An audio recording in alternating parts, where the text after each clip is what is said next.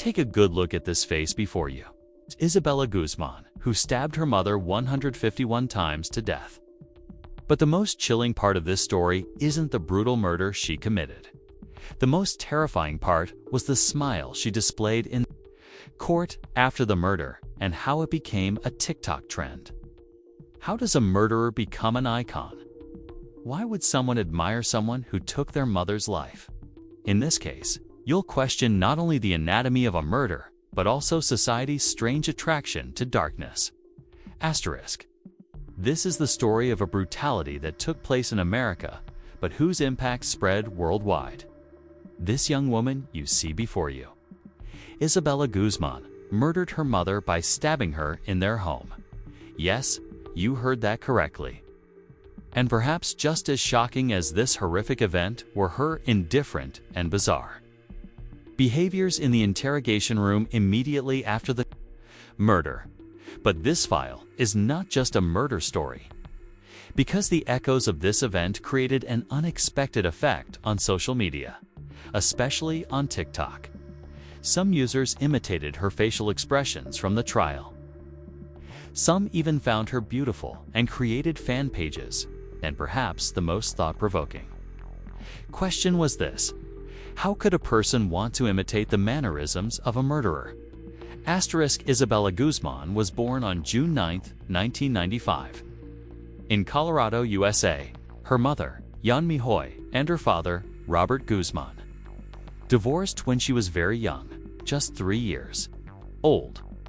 One of the earliest accounts from her childhood was a sentence Isabella often repeated: "My mother abandoned us." This was a breaking point etched in her memory. Following the divorce, Isabella began living with her mother, Yanmi, in the city of Aurora. Soon after, Yanmi married a man named Ryan Hoy, and this marriage reinforced the feeling in Isabella's mind that her mother had completely forgotten them. Allegedly, as a young child, Isabella believed her mother had pushed her and her father out of their lives for a new man. This resentment settled in and grew over time.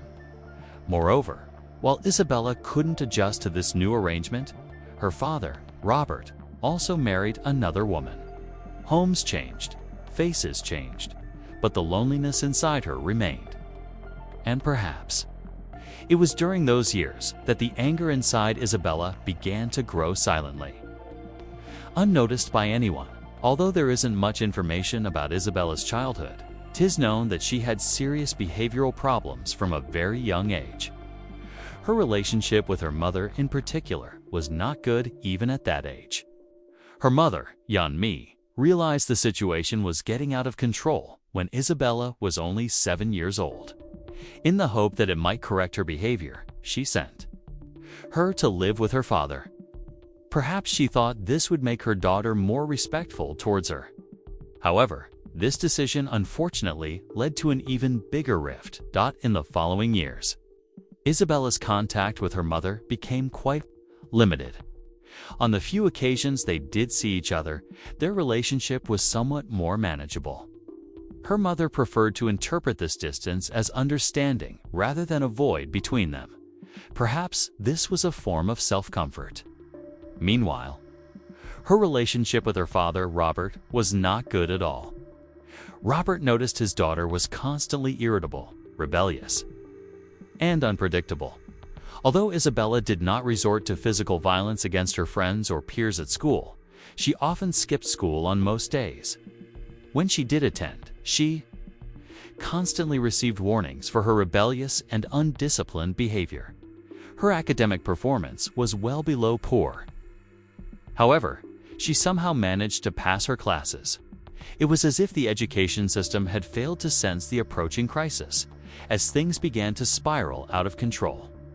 The school administration also noticed the mood swings in Isabella and requested that she be evaluated by a psychologist. Consensus among the teachers was that her parents' separation had profoundly affected her personality and that a growing reservoir of anger had formed within her. This suppressed anger intensified over time. After these events, when Isabella turned 14, she started living with her mother and stepfather again. The character of the adolescent Isabella had taken a terrible turn. She was very talkative and constantly swore at adults. The hatred she felt for Yenmi had grown worse, and their arguments became larger and more brutal. Isabella's attitude towards her mother was particularly aggressive. She no longer listened to anything and knew no boundaries. She frequently used marijuana in her room, burning incense to hide the smell. This bothered her mother and led to new arguments. Whenever her mother responded with a verbal attack, Isabella would become even more enraged. During this period, the young girl got into trouble with the police for reasons like shoplifting and alcohol use at school. She was even expelled from school once for bringing a knife. Eventually, Isabella dropped out of high school, and her family realized they couldn't handle her on their own. At the age of 16, she was examined by a psychiatrist. However, the experts stated that her behavior was similar to that of an average teenager, and that even her decision to drop out of high school was not alarming. But this was not a simple case of teenage angst. The experts' misjudgment did not help resolve Isabella's problems. It was an already delayed psychiatric consultation. Furthermore, it was believed that she would get better on her own. But, unfortunately, Isabella's behavior worsened, even her mother and stepfather giving her their own master bedroom and attempt to fulfill a girl's whims did nothing. Nothing seemed to be enough. Once Isabella wanted to go down to the basement where Ryan slept to borrow his fan. The basement was an airless and very cramped space. The young girl had been given a very spacious, airy room on the upper floor of the house. Despite this, she still complained. This showed what a spoiled and insatiable character she had. When Ryan refused her request, Isabella lost control and punched him. Everyone who knew her knew that she always got her way at home. Asterix, meanwhile, Yenmi was working tirelessly to support her family. She owned a photo studio called Porto at the town center in Aurora and often stayed at work for up to 12 hours a day. Sometimes she would ask her daughter for help, hoping she would learn to take responsibility. However, these requests always ended in a fight, and when the calendar showed 2013, Isabella was now 18 years old. But with age came not maturity, but on the contrary, an increased level of aggression. On August 27, 2013, just one day before the murder, a huge fight broke out between Isabella and her mother, Yenmi. The argument was sparked when Yenmi asked her daughter about what the neighbors had been saying lately. Apparently, neighbors had seen Isabella sneaking into the house at night over the fence with different men. When Yenmi questioned this behavior, Isabella couldn't control her temper. She yelled at her mother and spat in her face. The woman was so frightened that she asked Ryan not to leave her alone that night. The next day, August 28th, Yenmi saw a very strange email on her phone. The email was from Isabella, but it was not addressed directly to her mother. The recipient was someone named Cecilia. The content of the message has never been shared with the public, but it is known to have contained threatening statements and ended with the sentence, "You will pay." Yenmi showed this email to her husband, Ryan. Together, they decided to call the Aurora Police Department because they were seriously concerned that Isabella could pose a threat to her mother. That same day, 4 police officers arrived at the house. Isabella's biological father, Robert, was with them. In the backyard, the officers told the young girl she needed to be respectful to her mother. They even reminded Isabella that she was now 18 and her mother could evict her if necessary. Their goal was to scare her a little, to set her straight. Robert also spoke with his daughter. He told her she needed to be more respectful and compliant towards both Yenmi and himself. This conversation was very difficult for Robert. It seemed Isabella was willing to cooperate for the moment. At least, the expression on her face suggested she had realized the seriousness of the situation. Later that day, Ryan noticed a change in the young girl's attitude. She was angry that her mother had called the police, but she seemed to be handling the situation more maturely. That night held not the slightest trace of the impending catastrophe. After the police officer's visit, Yeonmi returned to her photo studio as usual. Around 9:30 p.m., she came home with a McDonald's bag for Ryan. As soon as she entered, she asked where Isabella was. Ryan said he had last seen the girl in the kitchen about an hour ago, but didn't know where she was now. At that moment, Ryan was eating his dinner in the living room. Yeonmi went upstairs to take a shower in the bathroom. Only a few minutes had passed when Ryan was startled by loud, violent sounds echoing through the house. Then he heard Yeonmi's panicked scream, crying out, "Jehovah." This word was a cry to God, especially in the Jehovah's Witness faith. It is a sacred address used to ask for God's help in a moment of fear or desperation. Yeonmi's cry in this manner clearly revealed how horrific, desperate, and fatal the moment she was in was. The sound was coming from the upstairs bathroom. Ryan panicked. He immediately ran up the stairs and reached the bathroom door. He could hear the shower still running, and the door was only slightly ajar. When he tried to enter, Isabella suddenly leaned against the door from behind and locked it on him. Ryan forced the door, even tried to break it, but failed. He then ran downstairs, grabbed his cell phone, and went to the living room to call the police. Ryan told the operator that his wife and stepdaughter were in the bathroom and he couldn't open the door. He said he saw blood flowing from under the door and explained that his wife was likely seriously injured. Just then, another scream of Jehovah came from inside. Then the bathroom door suddenly opened. Isabella walked out. She had a bloody knife in her hand. She made eye contact with Ryan. The young girl walked towards her stepfather without averting her gaze for a moment and walked past him as if nothing had happened. Leaving the house, Ryan immediately entered the bathroom. The scene he encountered was something that would never be erased from his memory for the rest of his life. Yeonmi was lying motionless on the floor in a pool of blood. She was unconscious, and there was a baseball bat right under her body. Ryan called the police again. The emergency operator instructed him on how to open her airways and perform CPR. Ryan meticulously followed the instructions. However, he soon looked into Yeonmi's eyes and realized she was no longer there. Her empty gaze told him she had passed away. In deep desperation, he told the operator he thought his wife was no longer alive. At 10:16 p.m., police officers arrived at the scene. They found Ryan in front of the door, his hands and clothes covered in blood. "My wife is upstairs. Help," he said. The police who went upstairs found Yeonmi Hoi's lifeless body lying on its back in the bathroom. The woman had received a total of 79 stab wounds to her face, neck, and torso. There was a large pool of blood around her in his initial statement. Ryan said he thought Isabella was punching her mother when he heard the loud noises from upstairs that night.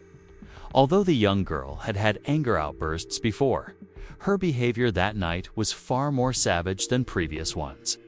Ryan also told the officers that Isabella was wearing a pink sports bra and turquoise shorts when she fled the house. A witness from that night also told the police that they saw a tall, dark-haired young woman with a baseball bat outside the house, who then broke a car window. All these statements indicated that Isabella was completely out of control that night. At that time, the young girl went to the women's restroom of a nearby supermarket. She washed her hair in the sink, tried to clean the blood off herself, and changed her clothes. She told the employees there that she had been sexually assaulted in Denver and did not want the police to be called because I'm afraid of my dad if I get sent home. At that moment, no one knew exactly what Isabella had done. Meanwhile, paramedics announced that Yeonmi Hoi could not be saved and had died at 10:28 p.m.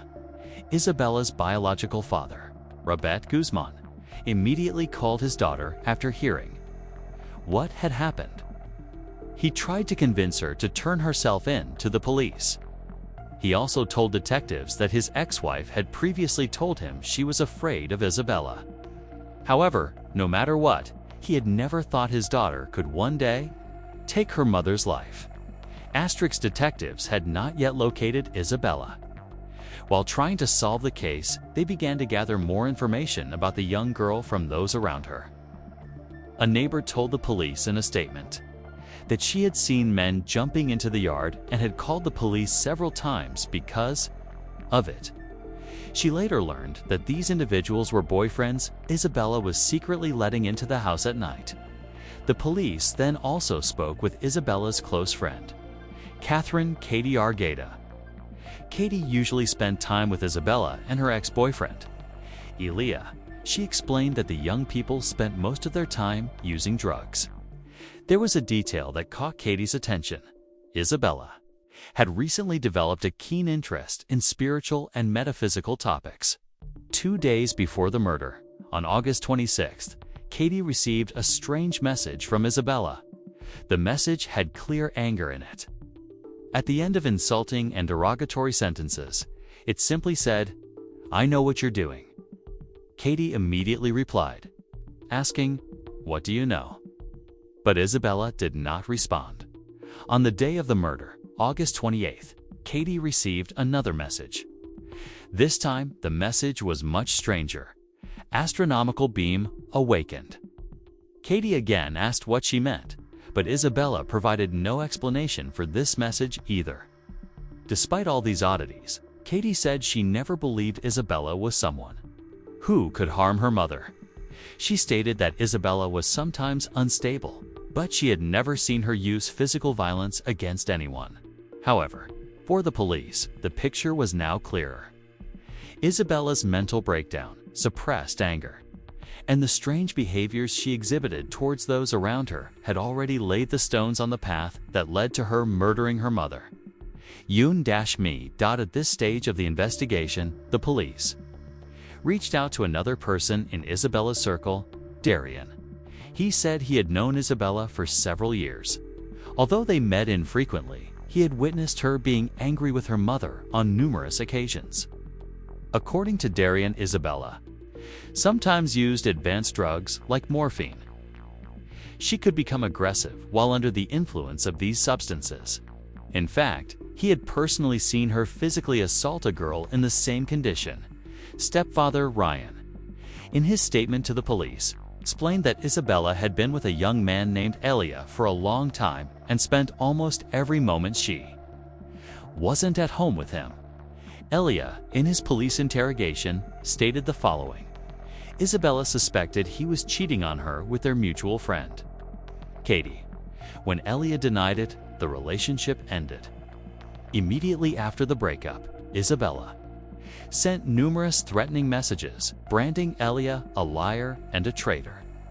Shortly before the date of the incident, when he went to return her belongings, Isabella had quickly opened the door and tried to attack him with a golf club. Elia's claims didn't stop there. The young man said he experienced a strange poisoning. Immediately after the breakup, both he and his mother fell ill after eating something from the refrigerator. Their dog's water bowl smelled of bleach. "I suspect Isabella did it," he said. However, no physical evidence has yet been found regarding this incident. No one had thought Isabella could actually kill her mother. But now, Darian's account of substance use, Elia's chaotic breakup, and the domestic tension Ryan witnessed revealed that Isabella had turned into a ticking time bomb. For the police, the picture was now clear. Based on all these testimonies and the emergency complaint made that same day, the police considered Isabella the primary suspect in the attack. However, the young girl had disappeared, and there were no clues as to where she might have gone. The next morning, a new tip came into the Aurora Police Department. A bloody knife had been found behind an office building on South Parker Road. A citizen, thinking it might be related to a crime, had notified the authorities. Police teams arrived at the scene and secured the area. The area where the bloody knife was found was thoroughly searched. Soon, pieces of clothing with bloodstains and a backpack were also found nearby. It was considered that these items might belong to Isabella. on the possibility that the suspect might still be hiding in the vicinity. A scent-sniffing dog was brought in. Considering both the brutality of her crime and her possible mental state, Isabella was thought to be armed or at risk of self-harm. Therefore, the teams were extremely cautious. After a search lasting about 16 hours, Isabella Guzman was found. Hiding in a narrow space under a fire escape, her clothes were disheveled, her face was pale, but her expression was still calm. Isabella surrendered without any resistance and was handcuffed and taken to the station.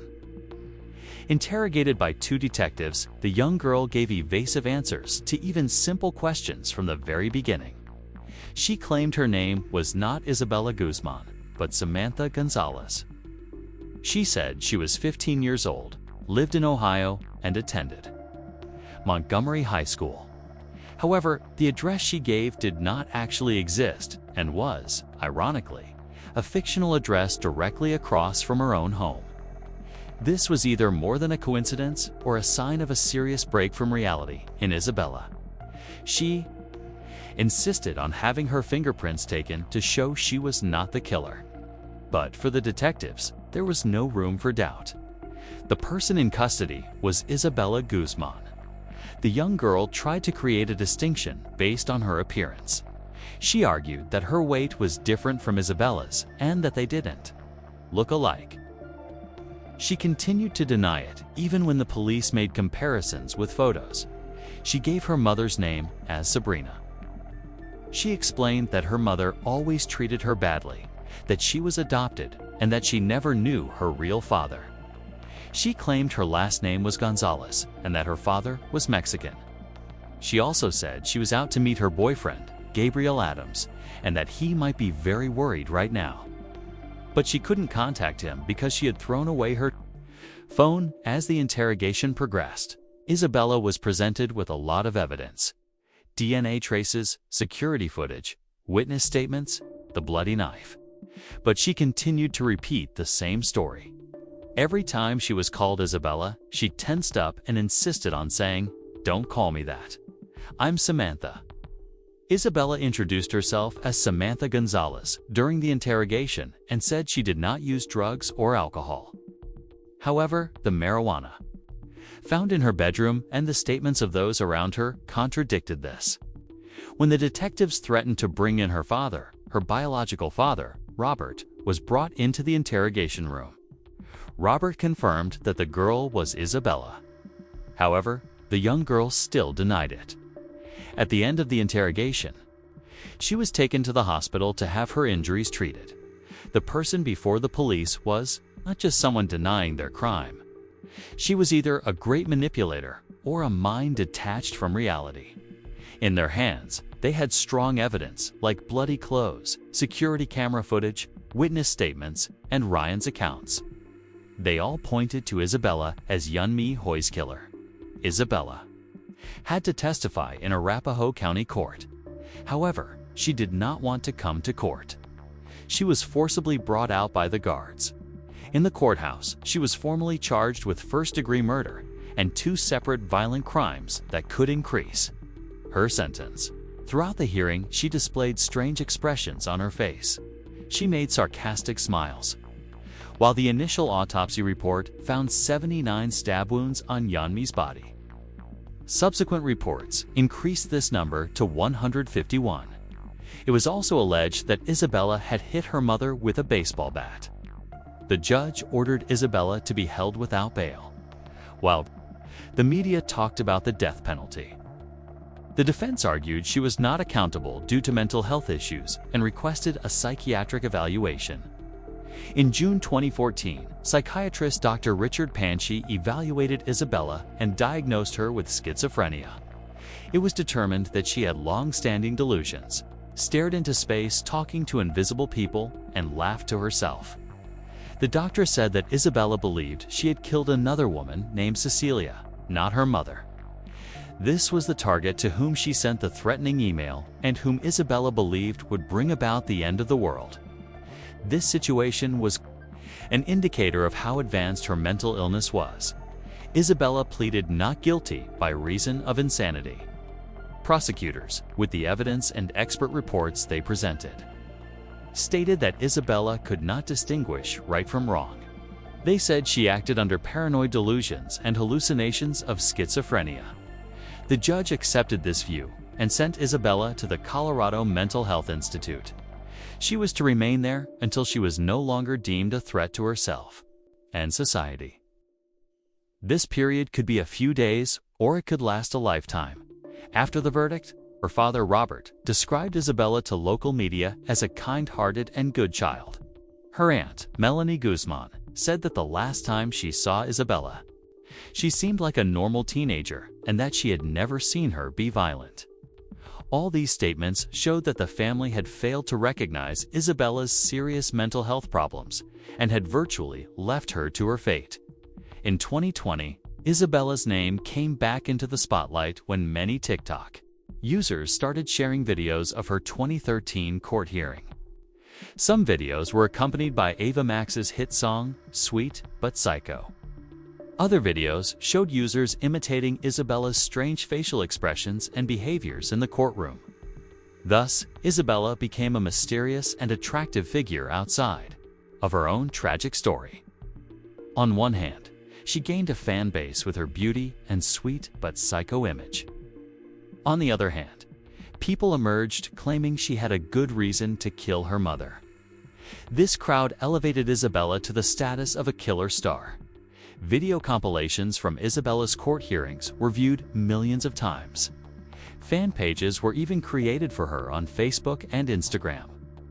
This situation led to an unhealthy admiration and a false perception on social media.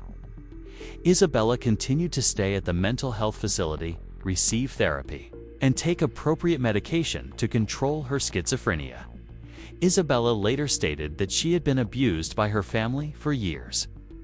She said her family were Jehovah's Witnesses and that the abuse worsened when she decided to leave the religion at the age of 14. However, it was unclear how much of these statements were true and how much was an exaggeration. Psychiatry experts emphasize that in schizophrenia and other severe mental illnesses, a person's perception of reality is significantly distorted.